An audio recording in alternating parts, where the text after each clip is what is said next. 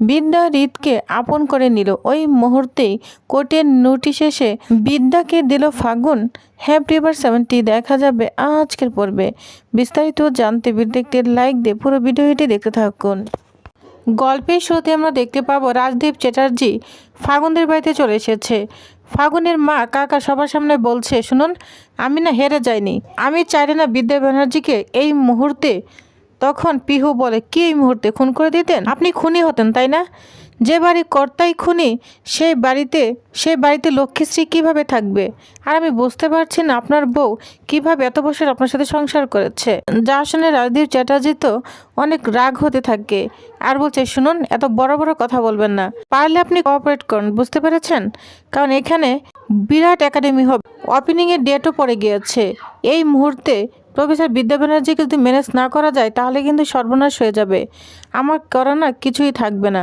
তার থেকে সবাই মিলেমিশে কাজ করুন, ভাবুন যে কি করা যায়। তখন বিদ্যার কাকা বলে, হ্যাঁ, উনি ঠিকই বলেছে।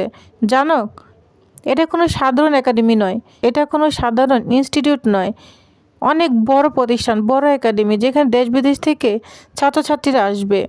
এজন্য আমাদের যেভাবেই হোক এই প্রতিষ্ঠানে গড়ার জন্য এই বিদ্যা ব্যানার্জিকে থামাতেই হবে, না হলে কিন্তু বিদ্যা ব্যানার্জি খুন হয়ে যাবে। যা শুনে তো পিহু অবাক হয়ে যায়।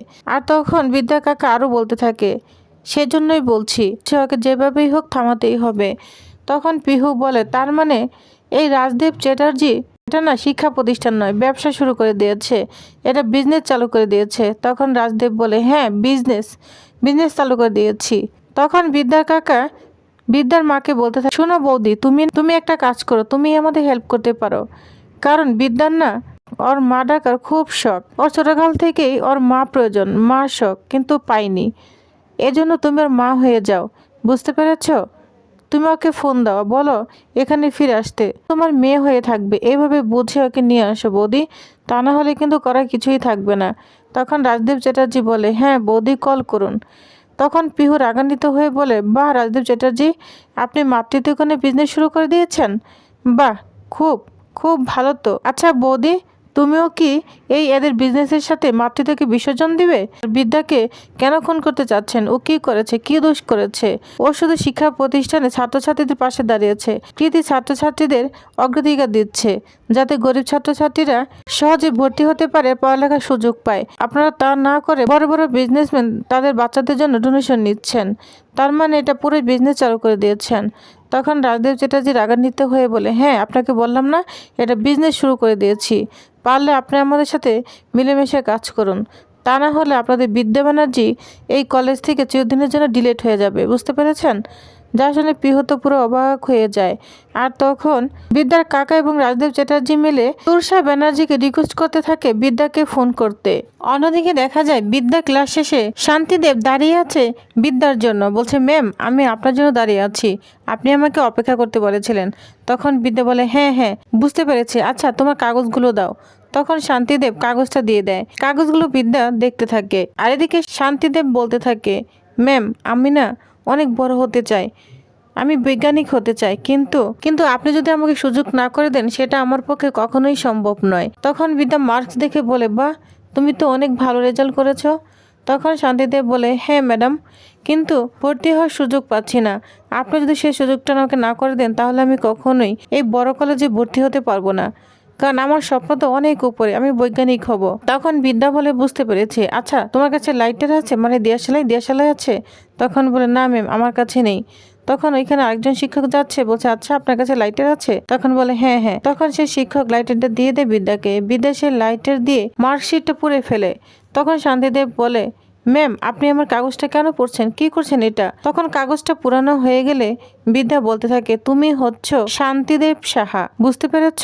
এই শহরের ধনী ব্যক্তির ছেলে, তোমার বাবা একজন অসৎ ব্যবসায়ী, 2 নম্বরই কাজ করে, এমনকি বিল্ডিং কনস্ট্রাকশনেরও কাজ করে। আর এই যে একাডেমি হচ্ছে, সেই একাডেমি তৈরির কাজটাও তোমার বাবাকে দিয়েছে রাজদীপ চ্যাটার্জি, বুঝতে পেরেছ? তুমি ভূদেব সাহার ছেলে শান্তিদেব সাহা, আমি সব জানি। তখন বলে, ম্যাডাম, আপনি ভুল ভাবছেন। বিদ্যা তখন বলে, আচ্ছা তুমি কোন কলেজে পড়ো বলে দিব, এবং তোমার রুল নাম্বার কত সেটাও বলে দেব। বিদ্যা এক এক করে কলেজ নাম এবং রুল নেম বলে দেয়। যা শুনে তো শান্তিদেব অবাক হয়ে যায়। বিদ্যা তখন আরও বলতে থাকে, জানো, তুমি না ওই কলেজে একের পর এক ক্লাসে ফেল করে গিয়েছো, কিন্তু তোমার বাবার ক্ষমতা বলে এক এক ক্লাসে তুমি উঠে এসেছো। তারপরও বলবো আমি মিথ্যে বলছি? তারপরও শান্তিদেব শুধু বলে, না না, এগুলো সব মিথ্যা, আমি একজন গরিব ছাত্র। এটা বলে তর্ক হতে থাকে। আর তখনই ওইখানে কলেজের সব স্টুডেন্টরা চলে আসে, বলতে থাকে, ম্যাডাম কি হয়েছে, আর এইখানে মার্কশিটটা পুরা কেন? বিদ্যা তখন বলে, মিথ্যাকে পুড়িয়ে দেওয়াই উচিত, কারণ এখানে মার্কশিট, অ্যাডমিট কার্ড সবই রয়েছে, সবই হচ্ছে নকল, বুঝতে পেরেছ? এর জন্য এগুলো পুড়িয়ে ফেলা হয়েছে। আর এই যে ছেলেটি সব এগুলো নিয়ে এসেছে ভুয়া কাগজপত্র। বড় লোকের ছেলে এখানে এসেছে গেমস খেলতে, তাই না?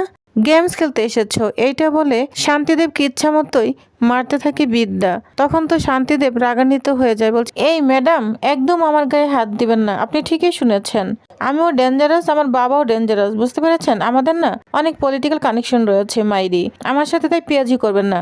তখন বিদ্যা যা শুনে আরো মারতে থাকে, বলছে, হ্যাঁ এটাই তো তোমাদের ভাষা, অথচ কতদিন আগে আমরা ভাষা দিবস পালন করেছি, এটা কি আমরা কেউ ব্যবহার করেছি? করিনি তো। তোমাদের জেনারেশন কেউ কি ভালো কথা সাহিত্যিক হয়ে আসতে পারবে? না না, কেউ কি ভাষার জন্য রক্ত দিতে পারবে? কেউ রক্ত দিতে পারবে না। আচ্ছা বলো, তোমাকে কে পাঠিয়েছে বলো? তখন শান্তিদেব কিছুই বলে না। বিদ্যা তখন বলে, মুখ খুলবে কিনা বলো, তা না হলে কিন্তু আমার আশেপাশে আমার ছাত্রছাত্রী রয়েছে, তোমাকে এমন মার মারবে তুমি মুখ খুলতে কিন্তু বাধ্য হবে। আর তখন তোমার এই হাড় পিঞ্জর কিছুই পাবে না, আর সারা জীবন এই বিদ্যা ব্যানার্জির নাম মনে রাখবে, বুঝতে পেরেছ? এখনো ভালো ভালোই বলছি, তুমি নাম বলো, কে তোমাকে এখানে পাঠিয়েছে বলো। এই বলে বিদ্যা আরও মারতে থাকে। তখন স্টুডেন্টরা বলে, ম্যাডাম আমাদের হাতে ছেড়ে দিন, ওকে এখন আমরাই দেখে নিব। তখন শান্তিদেব বলে, এই শুন, আমি ভূদেব সাহার ছেলে শান্তিদেব সাহা, আমার শরীর একদম টাচ করবি না, তাহলে কালকে থেকে তোরা কেউ কলেজে আসতে পারবি না। যা শুনে বিদ্যা বলতে থাকে, হ্যাঁ হ্যাঁ, এটাই বুঝতে পেরেছি যে শুধু বিনা পুস্তকে কাজ হয় না, হাতে বেতও দরকার। তখন এক স্টুডেন্ট তাকে বেত তুলে দেয়, আর সেই বেত দিয়ে শান্তিদেবকে ইচ্ছা মতো মারতে থাকে। তখনই এখানে প্রিন্সিপাল চলে আসে, বলছে, থামুন, এ কী করছেন আপনি? তখন প্রফেসর পিসি বলে, আপনি এরকম করতে পারেন না, কলেজে অসামাজিক কার্যকলাপ করতে পারেন না। বিদ্যা তখন বলে, একদম মুখ বন্ধ করুন, আমি অসামাজিক কার্যকলাপ করছি? এই বলো, তোমাকে কে পাঠিয়েছে বলো। তখন এক স্টুডেন্ট বলে, ম্যাডাম এই শান্তিদেবের সঙ্গে না শ্রাবণের খুব ভালো সম্পর্ক রয়েছে। যা শুনে প্রিন্সিপাল পিসি তো পুরোই অবাক হয়ে যায়। তখন বিদ্যা শ্রাবণ বলে ডাকতে থাকে। শ্রাবণ তখন বলে, তো আমি এখানে। শ্রাবণ সামনে এসে হাজির হয়। বিদ্যা তখন বলে, বল ওকে কেন পাঠিয়েছিস, বল কি উদ্দেশ্য?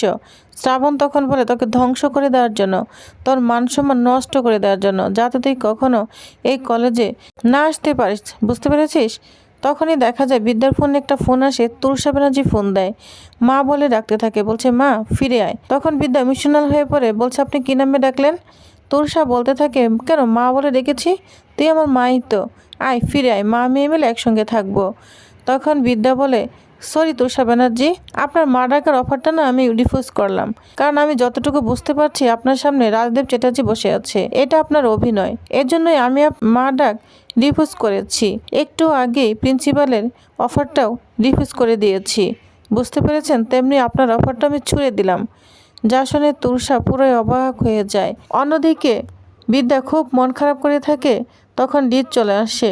বিদ্যা রিতকে বলে, জানেন তো আমার না কেউ নেই, কেউ নেই আমার, এই বলে কান্না করতে থাকে। কে বলছে তোমার কেউ নেই, তোমার পাশে আমি আছি। তখন হাতটা বাড়িয়ে দেয় বিদ্যাকে, আর বিদ্যা রিতের বুকে এসে কান্না করতে থাকে। তখনই ওই মুহূর্তে ফাগুন চলে আসে, বলছে, এই যে কোর্টের নোটিশটা দিয়ে গেলাম। কোর্টের নোটিশটা দেখে তো বিদ্যা পুরোই চমকে যায়।